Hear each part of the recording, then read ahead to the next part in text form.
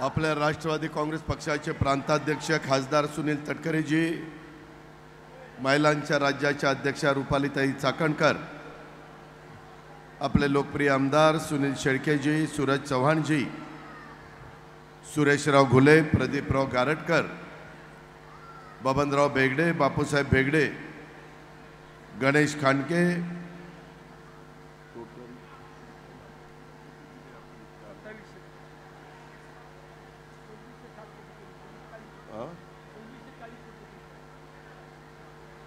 त्यामध्ये गणेश खांडगे, बाबूराव वायकर, गणेशप्पा ढोरे, विठ्ठलराव शिंदे, शंकरराव शेळके, गणेश काकडे, संतोष भेगडे, सुरेश धोसरे, कृष्णाजी कारके, साहेबराव कारके, संदीप आंद्रे, किशोर सातकर, सुरेश चौधरी, बाबूलाल नालबंद, सुभाष जाधव, विकी लोखंडे, बाबा मुलानी, सुनील भोंगाडे, शिवाजी असवले, आशिष डोरे, याज्ञ सेनीराजे दाभाडे सरदार, सौभाग्यवती सारिकाताई शेळके, दीपालीताई गराडे, शैलजाताई काळोखे, रुपालीताई दाभाडे, माझ्या या प्रचंड संख्येने जमलेल्या माऊली, माझ्या भगिनी, माझ्या मुली, सर्व आमचे बांधव, या सगळेजण उपस्थित असणारे माझे मान्यवर,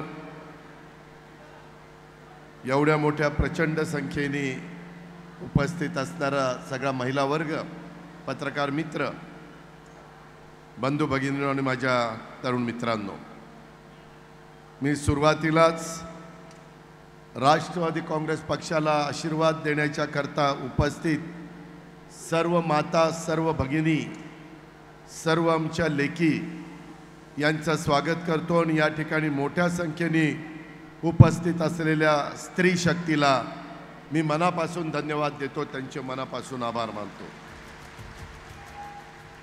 आपल्या तळेगाव दाभाडे शहराला एक वेगळा ऐतिहासिक, साहित्यिक, सांस्कृतिक पार्श्वभूमी आहे। सरसेनापती खंडेराव दाभाडे असतील, सरसेनापती उमाबाई दाभाडे असतील, यांच्या अतुलनीय योगदानामुळे तळेगाव दाभाडे शहराला एक संपूर्ण महाराष्ट्रामध्ये, देशामध्ये ऐतिहासिक ओळख निर्माण झाली। आधुनिकतेची कास धरताना या शहराने आपली संस्कृती, आपला ऐतिहासिक खाणाखुणा जपल्याचं आपल्याला सगळ्यांना पाहायला मिळतं।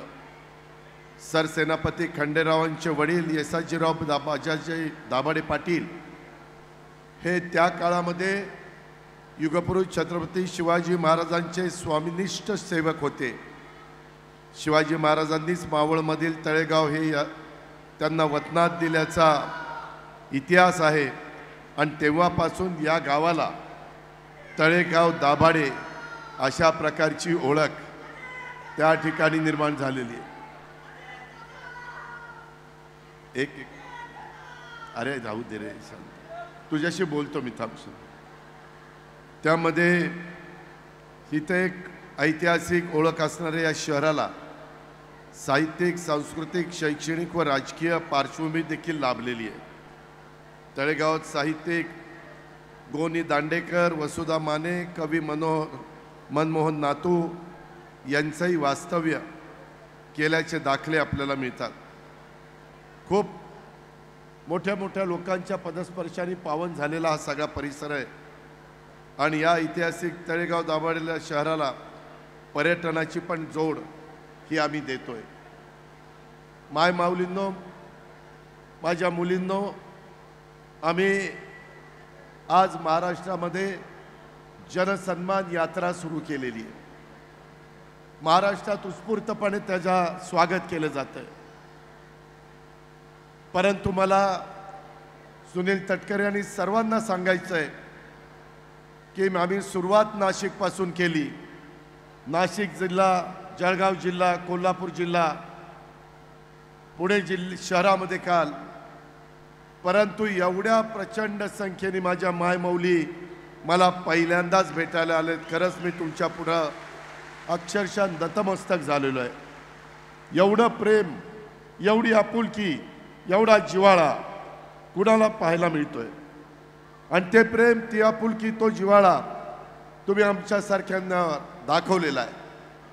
माय माऊलींनो, वेगवेगळ्या अडचणी येत असतात। तुम्हाला किती लोकांना माहिती आहे मला माहिती नाही, माझ्या महिलांना, परंतु अलीकडं गुप्तचर विभागाने मला एक निरोप पाठवला की दादा तुमच्या जीवाला धोका आहे। मी सांगितलं की मी महाराष्ट्रात फिरणार, जीवाला धोका आहे का नाही त्याचा मी विचार करत नाही, पोलिसांनी काय ती त्याची काळजी घ्यावी, परंतु मला संपूर्ण महाराष्ट्रामध्ये माझ्या मायमाऊली आणि माझ्या बहिणींनी बांधलेल्या या राख्यांनी जे काही संरक्षण दिलेलं आहे, हे राखीचं सुरक्षा कवच आणि ही प्रेमाची ढाल, कुठलाही धोका माझ्यापर्यंत पोहोचू शकत नाही, मला कुठला धोका स्पर्श करू शकत नाही, कारण आम्ही कुणाचं वाईट केलेलं नाही आहे। आम्ही आजपर्यंत गेल्या 30-35 वर्षाच्या राजकीय जीवनामध्ये काम करत असताना सर्वसामान्य माणसाचे प्रश्न डोळ्यासमोर ठेवून काम केलं। काही राजकीय घटना झाल्या, परंतु त्याला देखील काही कारणं होती। आज आम्ही सरकारमध्ये म्हणून चांगल्या योजना मी देऊ शकलो, चांगल्या पद्धतीनं माझ्या गरिबांच्या मुलींना कॉलेजचं शिक्षण मी मोफत देण्याचा निर्णय घेऊ शकलो। हे कशामुळं? मी सरकारमध्ये होतो म्हणून। आज इथं माझ्या आधी तुमच्याकडं सुनील शेळकेंनी भाषण केलं, तुम्ही पहिल्यांदाच राष्ट्रवादी काँग्रेस पक्षाचा उमेदवार निवडून दिला अनेक वर्षांनी, राष्ट्रवादीची स्थापना झाल्यानंतर पहिल्यांदाच, आणि त्यावेळेस मी ठरवलं होतं, मी संपूर्ण मावळ तालुक्याला सांगितलेलं होतं की एकदा तुम्ही माझ्या विचाराचा आमदार निवडून द्या, मी काय करतो ते पहा। माय माऊलींनो, मातांनो, या गेल्या 5 वर्षामध्ये इथं तुम्ही सुनील शेळके आणि राष्ट्रवादी काँग्रेस पक्षाची ताकद वाढवली। 2800 कोटी रुपयाचा निधी मी या तालुक्याला दिला। कशाला म्हणतात 2800 कोटी? मी जर सरकारमध्ये नसतो, आम्ही सुनील तटकरे, छगन भुजबळ, आमचे हसन मुश्रीफ, प्रफुल्ल पटेल, आमचे दिलीप वळसे पाटील, आमचे अतुल बेनके, दिलीप मोहिते पाटील, सुनील शेळके, दत्ता भरणे, अण्णा बनसोडे, आम्ही सगळ्यांनी अशा प्रकारचा निर्णय, आमचा सुनील टिंगरे, आमचा चेतन तुपे जर घेतला नसता तर माय माऊलींनो, संपूर्ण महाराष्ट्रामध्ये आज माझ्या महिलांच्या चेहऱ्यावर मला आनंद पाहायला मिळतो, एक समाधान पाहायला मिळतंय। आणि तेच आमचं खऱ्या अर्थाने स्वप्न होतं की जी मायमाऊली, जी बहीण आमची कष्ट घेते, जर एखाद्या कुटुंबामध्ये लग्न होऊन लक्ष्मी म्हणून गेली तर स्वतःच्या पोटाला चिमटा घेते आणि स्वतःच्या कच्च्या बच्चांना अधिकचा द्यायचा प्रयत्न करते, स्वतःच्या कारभाराला, पतीला अधिकचा द्यायचा प्रयत्न करते। का? तर माझं कुटुंब पुढे गेलं पाहिजे। तिलाही वाटतं ना, तळेगावमधनं फिरत असताना, वडगाव मावळातनं फिरत असताना, लोणावळ्यातनं फिरत असताना, देव रोडवरून फिरत असताना, कॅन्टोन्मेंटमध्ये जात असताना तिला वाटत नाही काहीतरी मी माझ्याकरता पण घ्यावं, परंतु ती घेण्याची एक परिस्थिती तिची नाही आहे। कुठंतरी माझी मायमाऊली खुरपणीला जाते, कुठंतरी माझी मायमाऊली झाडू पोतना करते, धुणं भांडी करते, कचरा गोळा करते, काचा गोळा करते, पडेल ते काम करते आणि आपल्या प्रपंचाला आधार देण्याचं काम करते, संसार मोठा करण्याचं काम करते, मुलांना पुढे नेण्याचं काम करते। आमच्या मनात आलं की ह्या महिलेला पण जो काही अधिकार आहे तो मिळाला पाहिजे, तिला पण स्वतःच्या हक्काचं काही मिळालं पाहिजे। आणि आम्ही मुख्यमंत्री माझी लाडकी बहीण ही योजना आणली। आमच्यावर टीका केली, विरोधकांनी कोर्टात गेले, हायकोर्टात जाऊन त्याला बंदी आणण्याचा प्रयत्न केला। अरे शाण्यांनो, तुम्ही ज्यावेळेस सरकारमध्ये होता तुमची द्यायची दानत नाही, आम्ही द्यायचा प्रयत्न केला तर तुम्ही आडकाठी निर्माण करता, ही पद्धत? अरे हा शिवशाहू फुले आंबेडकरांचा महाराष्ट्र आहे। आज आम्ही ह्यांच्या समोर नतमस्तक होतो आणि तिथं नतमस्तक होत असताना त्यांनी त्या काळामध्ये जो रस्ता दाखवला आहे, स्वर्गीय यशवंतराव चव्हाण साहेबांनी जो रस्ता दाखवला आहे, त्या रस्त्याने पुढे जाण्याचा आम्ही प्रयत्न करतो. काय आमची चूक आहे, पण तरी देखील हे लोक विरोध करतात. आजही टिंगलटावाळी करतात. तुम्ही माय माऊलींनो, मला इथल्या महिलांनी सांगावं, आम्ही युतीच्या सरकारने ही माझी लाडकी बहीण योजना दर महिन्याला 1,500 रुपये देण्याची आणली, वर्षाला 18,000 रुपये देण्याची. ही योजना चांगली आहे असं वाटत असणाऱ्यांनी हातवर करा. माझ्या सगळ्या मायमाऊलींना ही योजना चांगली वाटते. अरे विरोधकांना येऊन बघा, काय महिलांच्या मनामध्ये कसलं राजकारण करता, कसली टीका टिप्पणी करता. उद्याच्याला मुख्यमंत्री, मी, आमचे देवेंद्र फडणवीस उपमुख्यमंत्री, आमची महिला बालविकासची मंत्री आदिती तटकरे, आम्ही सगळेजण पुण्यामध्ये हा कार्यक्रम घेणार आहोत.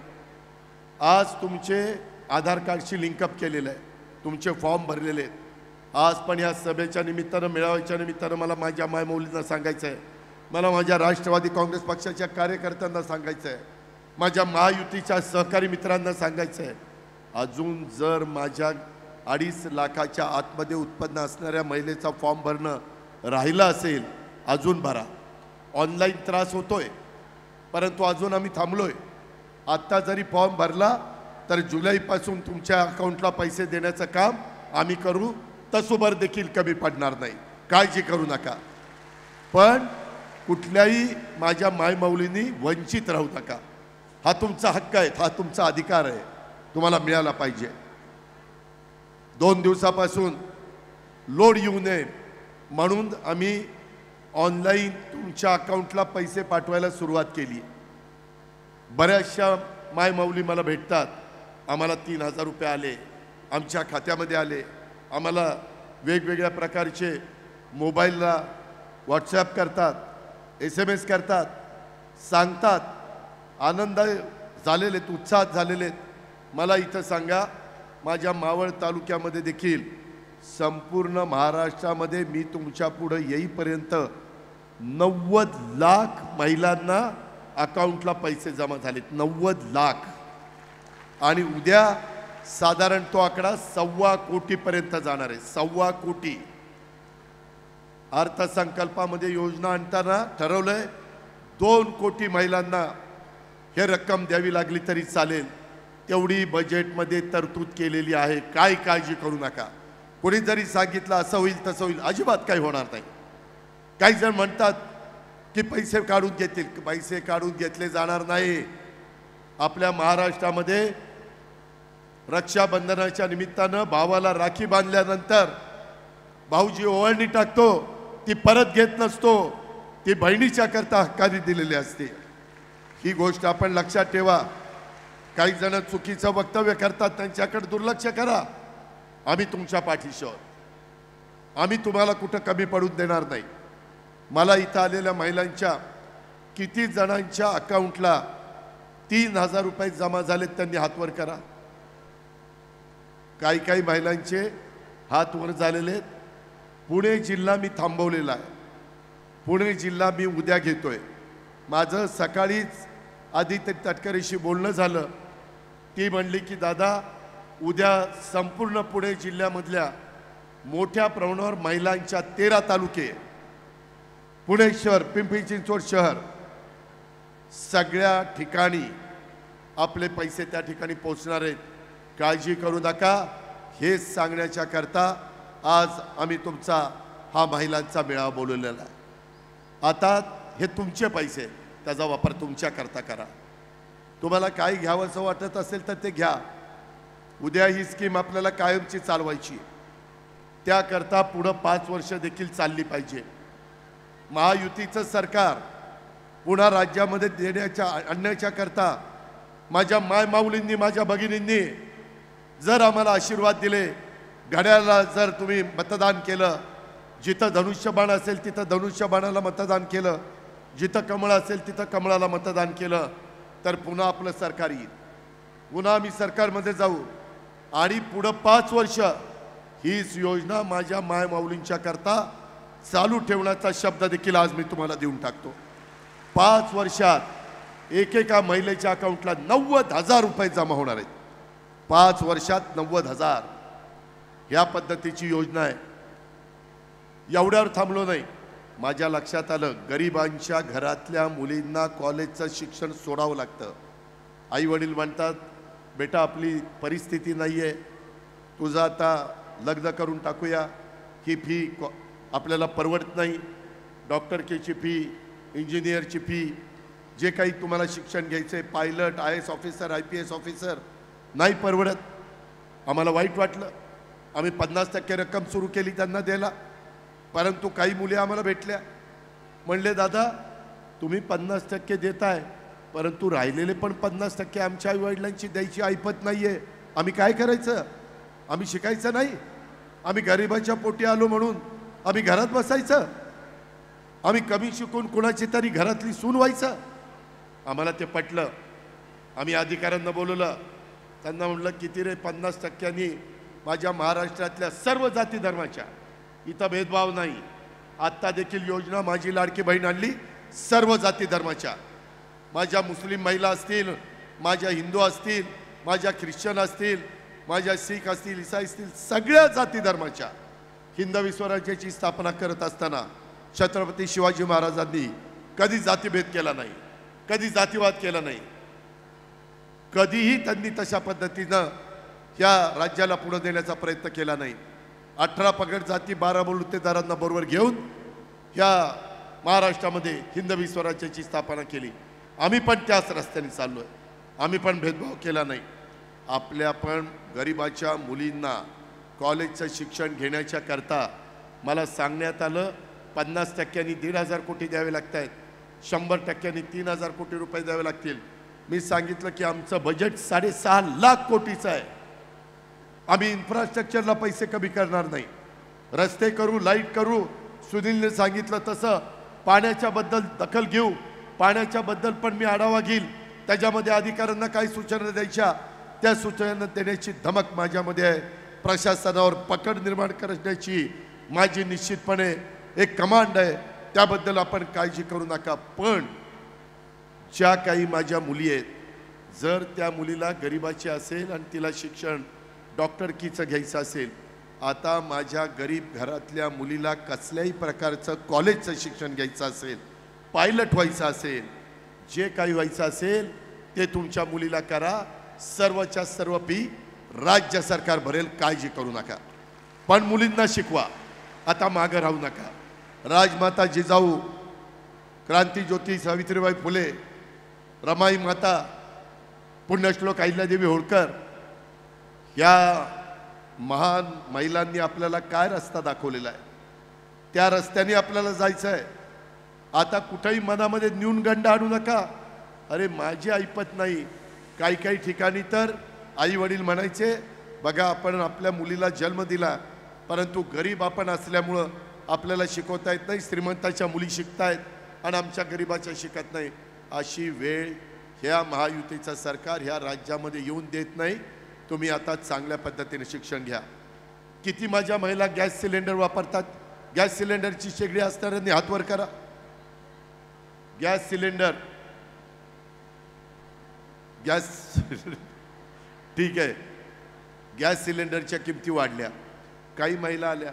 मी यावेळेस माय माऊलींनो अर्थसंकल्प सादर करत असताना मी सगळ्या खासदार आमदारांशी बोलत होतो. तसं तुमच्यातल्या काही घटकाशी बोललो की काय तुम्हाला अडचणी. आम्ही सरकार चालवतो म्हणजे आम्ही तुमचे प्रश्न समजून घेतले पाहिजे, शेतकऱ्यांचे प्रश्न समजून घेतले पाहिजेत, तरुण तरुणींचे प्रश्न समजून घेतले पाहिजेत. प्रत्येक घटकाला वाटलं पाहिजे हे राज्य माझ्याकरता काम करत आहे. आणि त्याच्यातनं महिलांनी मला सांगितलं दादा सिलेंडरच्या किमती फार वाढल्यात. सगळं नाही जमलं, परंतु वर्षातनं 3 गॅस सिलेंडर 52 लाख कुटुंबाला आम्ही दरवर्षी 3 सिलेंडर तुमच्या खात्यामध्ये पैसे पाठवणार. तुम्ही तुमचे सिलेंडर विकत घ्यायचे. फुल ना फुलाची पाकळी माझ्या माऊलीच्या करता देण्याचा प्रयत्न या युतीच्या सरकारने केलेला. एवढ्यावर आम्ही नाही थांबलो. इथं माझे बांधव बसलेत, इकडच्या बाजूला माझे पुरुष मंडळी बसलीत. त्यांच्यातले काही जण म्हणायचे माझी पण शेती आहे काटेवाडीला, बारामती तालुक्यात, मोटार चालवायला गेलं की कधी कधी लाईट तोडली जायची, बिल नाही भरलं म्हणून. 3 horse power, 5 horse power, 7.5 horse power. त्याची विहीर आहे, त्याचं बोर आहे, त्यांनी डायरेक्ट तलावातनं पाणी घेतले, नदीतनं पाणी घेतलंय. आपली इंद्रायणी असेल, आपली पवना असेल. अरे पण वीज कनेक्शन तोडल्यावर तो माझा शेतकरी बळीराजा काय करणार? त्यांच्या घरातली माणसं तिथं कशी शेतीवाडी करणार? आम्ही त्याचा माहिती घेतली. त्याच्यात 44 लाख शेतकऱ्यांना 14,900 कोटी रुपये लागत होते. आम्ही म्हणलं की बाकीच्या ठिकाणी काटकसर करू, शेतकऱ्यांना वीज माफी केली पाहिजे. बांधवांनो, आता इथून पुढं 3 horse power, 5 horse power, 7.5 horse पॉवरच्या बांधवांनी वीज बिल भरायचं नाही.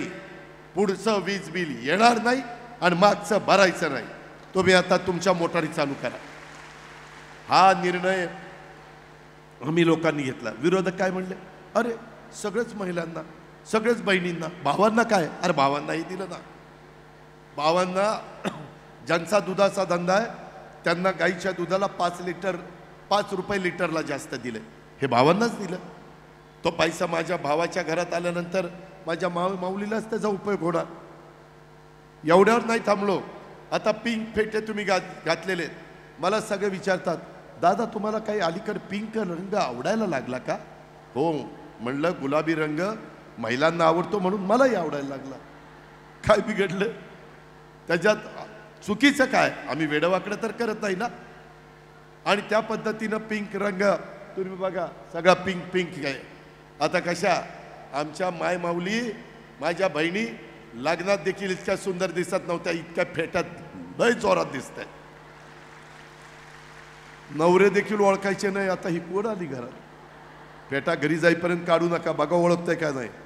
त्याला म्हणा, तू फेटा घातल्यावर आणि मी फेटा घातल्यावर तू कसा दिसतो, आणि मला दादांनी माझं कौतुक केलं, तू काय सांगतो? अशा पद्धतीने घरी जाऊन बोला. गमतीचा भाग जाऊ द्या, परंतु एक आपण परिवार आहे. आपल्याला सगळ्यांना समाजाला पुढं घेऊन जायचं आहे. आपल्याला त्याच्यामध्ये कुणाला नाराज ठेवायचं नाही आहे. आणि त्याकरता ह्या चांगल्या चांगल्या योजना आम्ही सरकारच्या माध्यमातून आणण्याचं काम केलेलं आहे. ह्या सगळ्या योजना आणत असताना मला तुम्हाला सांगायचं आहे, पिंक रिक्षा ही पण योजना 10% तुमचे, 20% आमचे, 70% बँकेचं कर्ज. पण ती पेट्रोल डिझेलवर चालणार नाही. ई रिक्षा चार्ज केली, तुम्ही मोबाईल चार्ज केला की दिवसभर मोबाईल चालतो, तसं चार्ज केली की रिक्षा चालणार.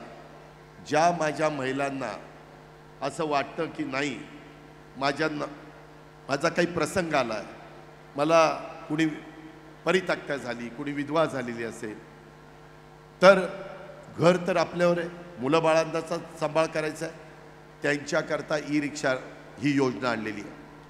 त्याकरता आपण त्याही योजनेचा फायदा घेऊ शकता.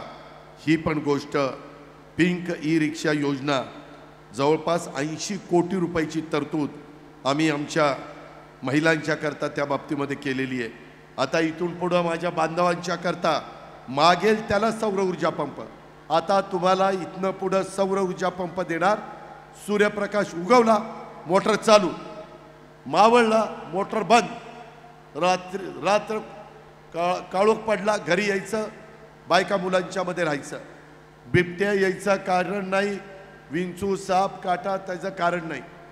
त्या पद्धतीची योजना आणली आहे. त्याला वीज बिल भरायचा प्रश्नच नाही. मोठ्या मोटारी देखील मिळतात. त्याच्याकरता मागेल त्याला वीज सौर ऊर्जा पंप 8.5 लाख पंप आम्ही त्या निमित्तानं महाराष्ट्रामध्ये देतोय. अशा पद्धतीने आरोग्याच्या बाबतीमध्ये देखील आम्ही महात्मा ज्योतिराव फुले जन आरोग्य योजना पूर्वी 1.5 लाखाची होती, आता 5 लाखाची आणलेली आहे. आणि युवकांच्या करता माझं युवा युवती कार्य प्रशिक्षण योजना ही देखील आणलेली आहे. 12वीमधनं झालेली मुलगा मुलगी बाहेर पडलेली, माझी डिप्लोमा झालेली, डिग्री घेतलेली, तिचं काय होतंय, तिला दुसरं कुठलं प्रशिक्षण मिळत नाही किंवा त्याच्यावर त्याला नोकरी मिळत नाही. आता आम्ही 12वी झालेल्यांना 6,000 रुपये महिना स्टायपन देणार. पैसे सरकार देणार. त्यांनी शिकायचं. 6 महिने वर्षभर शिकलं की मग त्याला स्वतःची नोकरी मिळेल, स्वतःच्या पायावर उभं राहता येईल. काही का होईना तो त्या ठिकाणी स्वतःचं काम सुरू करेल. हे जर तुम्ही डिप्लोमा केलेला असेल त्याला 8,000 रुपये महिना, हे तुम्ही ग्रॅज्युएट झालेला असेल मुलगा किंवा मुलगी त्यांना 10,000 रुपये महिना, आणि हे कायमचं नाही, तुम्ही प्रशिक्षण घेण्याच्या करता सरकारने योजना काय आणली, तुम्ही प्रशिक्षण घ्या, आम्ही तुम्हाला प्रशिक्षण देतो, प्रशिक्षण झाल्यावर सर्टिफिकेट देतो आणि त्याचा फायदा तुम्ही त्या ठिकाणी घ्या. ह्या चांगल्या चांगल्या योजना आणल्या. बेरोजगारी कमी करायची आहे. आपल्या इथं इंडस्ट्री आली तळेगावला, त्याच्यामध्ये इतर ठिकाणी इंडस्ट्री येते, त्या इंडस्ट्रीमध्ये देखील जनरल मोटरचा कारखाना बंद पडला, तिथं हुंदाईचा कारखाना आपण आणतोय, हुंदाईचा सांगतोय ना, हुंदाई आपण आणतोय. काम मिळालं पाहिजे. माझी एवढीच विनंती आहे, माय माऊलींनो वाईट वाटून घेऊ नका. सगळ्या जाती धर्माच्यांना मला सांगायचं आहे, हात जोडून सांगायचं आहे की मुलं बाळं होतात, देवाची कृपा, अल्लाची कृपा, काही अल्लाची देवाची कृपा नसती, नवऱ्याची कृपा असते म्हणून मुलं बाळं होतात. त्याच्यामुळं 2 आपत्त्यावर थांबा. माझ्या मावळामध्ये आदिवासी समाज आहे, माझ्या मावळामध्ये मागासवर्गीय समाज आहे. लहान कुटुंब तुम्ही ठेवलं तर ह्या योजनांचा फायदा तुम्हाला अधिक होईल. त्या 2 मुलांना चांगलं तुम्ही शिक्षण देऊ शकाल, चांगलं तुम्ही त्यांच्याबद्दल सांभाळ करू शकाल, तुम्हालाही त्याच्यामध्ये एक चांगल्या पद्धतीनं स्वतःचं जीवन पण जगता येईल. आम्ही बाकीच्या बाबतीमध्ये 80 कोटी लोकांना भारतामध्ये मोफत अन्नधान्य देतो, त्या बाकीच्या योजना तर मी सांगतच नाही. हे जनसन्मान यात्रेच्या निमित्तानं मला ह्याच महत्त्वाच्या गोष्टी तुम्हाला सांगायच्या होत्या. आणि 2,600 कोटी रुपयाची कामं आम्ही सुनील शेळकेंनी मागणी केल्यानंतर माझ्या मावळाचा सर्वांगीण विकास होण्याच्या करता आम्ही त्या ठिकाणी दिलेले आहेत. अहो, लोणावळ्यामध्ये तर एवढे चांगले चांगले प्रोजेक्ट मी मंजूर करून दिलेत. काही ठिकाणी रस्ते, आता पवनेचा पण जे काही प्रकल्पग्रस्त बाधितचा प्रश्न होता तोही सोडवण्याच्या करता आमचा प्रयत्न चालू आहे. आमच्या मावळची भौगोलिक परिस्थिती अशी आहे, एवढे रस्ते वेगवेगळे गेले, एवढ्या रेल्वे लाईन गेल्या, एवढे डॅम झाले, टाटाचे डॅम, आमच्या सरकारचे डॅम, हे डॅम झाले. त्याच्यामुळं कुठं ना कुठं माझ्या शेतकऱ्याचा जे काही शेतीवाडी होती, त्याचा प्रपंच होता, त्याची घरदार होती, ती त्याच्यामध्ये गेली आणि त्याच्यावर त्यांचंही चांगलं पुनर्वसन होण्याच्या करता या सगळ्या योजना आपण तुमच्याकरता आणलेल्या आहेत. माझी हात जोडून विनंती आहे. मगाशी आमचा सुनील शेळके बोलत असताना थोडा भावनिक झाला. साहजिक आहे, काम केल्यानंतर जर अशा पद्धतीनं थोडं बहुत काही कानावर आलं तर माणसाला वाईट वाटतं. जीव तोडून आम्ही काम करतोय. माय माऊलींनो, अतिशयोक्ती नाही, मला खरं सांगायचं नव्हतं, परंतु सुनीलमुळं आठवलं. मी रोज सकाळी 6ला काम सुरू करतो. आज सकाळी 6ला मी एक इंटरव्ह्यू दिला आणि रात्री 1-1, 2-2 वाजता झोपायला. पण माझ्या चांद्यापासून बांद्यापर्यंत महाराष्ट्रातल्या जनतेला मला महाराष्ट्राचा कायापालट करून दाखवायचा आहे. महाराष्ट्रातली गरिबी कमी करून दाखवायची, महाराष्ट्राचा सर्वांगीण विकास करून दाखवायचा आहे. केंद्रातला प्रचंड मोठा पैसा मोदी साहेबांना, अमित शाह साहेबांना सांगून आपल्या महाराष्ट्रामध्ये आणायचा आहे. जसं तिकडं बिहारमध्ये आणि तिकडं आंध्र प्रदेशमध्ये चंद्रबाबू नायडू आणि नितीश कुमारनी केलं. फक्त आपल्या राज्याचा पैसा एकटा कमी त्या पुरणार नाही, म्हणून देशाचाही पैसा असला तर आपला जास्तीचा विकास मोठ्या प्रमाणावर होईल. आणि तुमच्या मनामध्ये ज्या गोष्टी आहेत त्या गोष्टी प्रत्यक्षामध्ये कृतीमध्ये आणण्याचा आम्हाला निश्चितपणे यश मिळेल. आणि म्हणून तो भावनिक झाला. आमच्या तटकरे साहेबांनी त्याला थोडंसं आधार देण्याचा प्रयत्न केला. माझी सुनीललाच नाही, स्टेजवरच्या सगळ्या मान्यवरांना आणि माझ्या मावळ तालुक्यातल्या तमाम जनतेला विनंती आहे, जे राष्ट्रवादी काँग्रेस पक्षाच्या विचाराचे आहेत.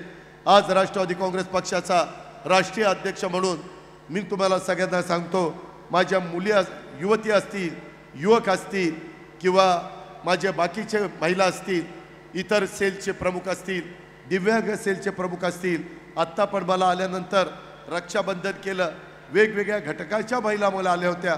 अतिशय चेहऱ्यावर आनंद ओसंडून वाहत होता. येताना मी बैलगाडीतनं आलो, तिथून इथपर्यंत येत असताना थोडीशी महिलांनो तिथं ढकलाढकली झाली, मला त्याच्याबद्दल मी दिलगिरी व्यक्त करतो. मी म्हणत होतो बापड्यांना, अरे बापड्यांनो जरा बाहेर थांबा, मला महिलांच्यामधनं व्यवस्थितपणे जाऊ द्या. परंतु आमच्या बाबांना पण फार घाई झाली होती त्याच्यात घुसायची. आता पुढच्या वेळेस तसं करू नका बांधवांनो, मला तुमची पण गरज आहे आणि माझ्या मायमाऊलींची पण गरज आहे, मला तमाम जनतेची मदत गरज आहे.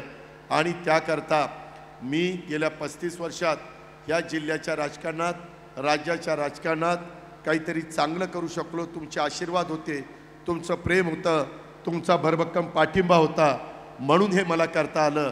तुम्ही जसं तुमच्या घरातल्या कारभाराला संपूर्ण घर ताकद देतं आणि मग ते घर पुढं जातं, तशा पद्धतीनं आपला हा सगळा परिवार आहे. तुम्ही मला आणि माझ्या सहकाऱ्यांना आशीर्वाद देण्याचं काम करा, पाठिंबा देण्याचं काम करा. मी अतिशय चांगल्या पद्धतीचा कारभार, ह्याच्यापेक्षा जास्तीचा चांगला कारभार, कारण मला आता 10 वर्षाचा अर्थसंकल्प मांडण्याचा अधिकार आहे, सरकार चालवण्याचा अधिकार आहे, अधिकाऱ्यांच्याकडनं काम करून घेण्याचा अधिकार आहे. त्याच्याबद्दल माझं प्रशासनावर पकड आहे आणि ह्या सगळ्या जीवाभावाच्या सहकाऱ्यांची मला साथ आहे. तुमची पण मायमाऊलींची मला साथ द्या. बांधवांनो तुम्ही पण मला साथ द्या. संपूर्ण महाराष्ट्रामध्ये जसं इतर तालुके आपण पुढे नेण्याचा प्रयत्न केला, तसं पर्यटनाच्या बाबतीमध्ये, विकासाच्या बाबतीमध्ये, सर्वसामान्यांना रोजगार निर्माण करण्याच्या बाबतीमध्ये आपले जे काही परिसर आहे त्याच्यात पण तितक्याच ताकदीनं आम्ही सगळेजण काम करून दाखवू, अशा प्रकारचा खात्री आणि विश्वास मी आपल्या सर्व सहकाऱ्यांना देतो. आणि त्याचबरोबर आपल्या भागामध्ये झालेली धरणं, जसं पवना धरणग्रस्त शेतकऱ्यांचं आम्ही आता पुनर्वसन करतोय, तिथं कुठलं चुकीचं करण्याचा आमचा अजिबात स्वार्थ नाही आहे. तळेगाव दाभाडी शहराला आता धरणातनं बंद जेलवरीतनं आपण पाणी पुरवठ्याची योजना ती त्या ठिकाणी करतोय. तळेगाव चाकण रस्ता, तळेगाव चाकण शिक्रापूर रस्त्याच्या बद्दल मी एक रिंग रोड आपला पुणे पिंपरी चिंचवडला मंजूर करून घेतला, आता टेंडर निघेल. आजच सकाळी मी रस्ते विकास महामंडळाच्या लोकांना जसं सांगितलं तसं PMRDAच्या लोकांना बोलवलं होतं. योगेश मसे आणि बाकीचे सगळे अधिकारी बोलवले होते. आज सकाळी 7 वाजता माझ्या घरी आपल्या पुणे जिल्ह्यातले पुण्याचे CP बोलवले होते, जिल्हा पोलीस प्रमुख, कलेक्टर, विभागीय आयुक्त, PMC कमिशनर, PMRDAचे कमिशनर, त्याच्यामध्ये चीफ इंजिनियर, संपूर्ण 5 जिल्ह्यांचे PWDचे सगळे अधिकारी बोलवले होते. आणि त्याच्यात पण त्यांना सांगितलं की आता दुसरा PMRDAचा रिंग रोडचं काम आता आपल्याला त्या ठिकाणी करायचं आहे आणि त्याशिवाय रस्त्याच्या वाहतुकीची कोणती सुटणार नाही. आया बहिणींनो, मायमाऊलींनो, बांधवांनो, खूप काही प्रश्न आता त्या ठिकाणी आमच्या लक्षात आलेले आहेत. त्याबद्दल आपण काळजी करू नका. इतक्या चांगल्या चांगल्या योजना तुमच्या करता आम्ही आणलेल्या आहेत. तशाच पद्धतीनं पुढं देखील या राज्याला विकासाच्या वाटेवर घेऊन जाण्याच्या करता आमचा सगळ्यांचा प्रयत्न राहणार आहे. महिलांच्याबद्दल आदर, मान, सन्मानाची भावना ही आमच्यामध्ये पहिल्यापासून आहे आणि ह्याच्यातून आपल्याला सगळ्यांना पुढं जायचं आहे. ते पुढं जात असताना आपण सगळ्यांनी साथ द्या, आपण सगळ्यांनी आशीर्वाद द्या. एवढ्या प्रचंड संख्येने मायमाऊलींनो तुम्ही आला, तुमचं प्रेम, तुमचा पाठिंबा मी मरेपर्यंत विसरू शकत नाही, याबद्दल खात्री देतो. आणि आता इथून पुढं जेवढं काही तुम्ही आम्हाला पाठबळ द्या तेवढं आपल्या महाराष्ट्राचा, आपल्या पुणे जिल्ह्याचा, आपल्या मावळचा कायापालट करण्याच्या करता कुठेही आम्ही कमी पडणार नाही हा शब्द देतो आणि आपल्या सगळ्यांची रजा घेतो.